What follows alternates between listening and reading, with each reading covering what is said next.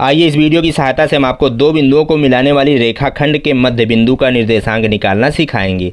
तो चलिए हम यहाँ पे मान लेते हैं कि एक बिंदु है A जिसका निर्देशांक है x1, y1 और एक दूसरा बिंदु है B जिसका निर्देशांक है x2, y2। इन दोनों बिंदुओं को मिलाने वाला जो रेखाखंड है वो AB है। मान लेते हैं कि AB का मध्य बिंदु P है, तो बिंदु P का निर्देशांक क्या होगा। हम मान लेते हैं कि x, y है, तो x और y का मान क्या होगा। ये जो मध्य बिंदु P है इसका भुज x है और कोटि y है, तो भुज x बराबर होगा x1 प्लस x2 बटे 2 और कोटि y बराबर होगा y1 प्लस y2 बटे 2।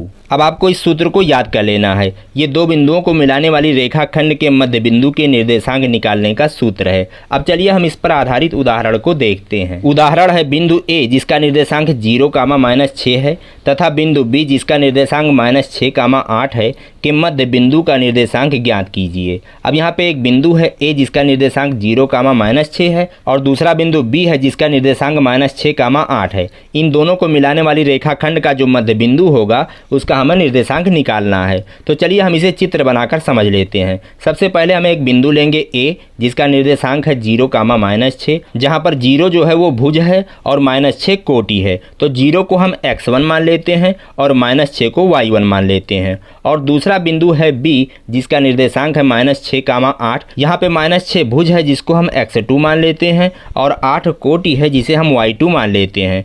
इन दोनों बिंदुओं को मिलाने वाला जो रेखाखंड है AB इसका मध्य बिंदु मान लेते हैं कि P है और P का निर्देशांक हम मान लेते हैं कि x, y है। हमें बिंदु P का निर्देशांक निकालना है, अर्थात x और y का मान निकालना है। x की जगह पर कौन सी संख्या होगी और y के जगह पर कौन सी संख्या होगी। तो चलिए हम इसको निकालते हैं। तो हमने आपको बताया था कि मध्य बिंदु का जो भुज होता है x वो बराबर होता है x1 प्लस x2 बटे 2 के। अब यहाँ पे x1 प्लस x2 का मान रखेंगे, तो x1 बराबर है 0 की, तो यहाँ पे 0 लिखेंगे, प्लस x2 है, x2 का जो मान है वो -6 है, तो प्लस आगे करके जब आप -6 लिखेंगे तो प्लस और माइनस चिन्ह का गुणा हो जाएगा तो आ जाएगा -6। तो इस प्रकार से हो जाएगा 0 - 6 बटे 2। अब 0 में से 6 को घटाएंगे तो आएगा -6 बटे 2। अब -6 को 2 से भाग करेंगे तो आएगा -3। इस तरह से जो भुज निकल करके आया, x का मान जो निकल करके आया है वो -3 है। अब चलिए हम यहाँ पर मध्य बिंदु का कोटि निकालते हैं।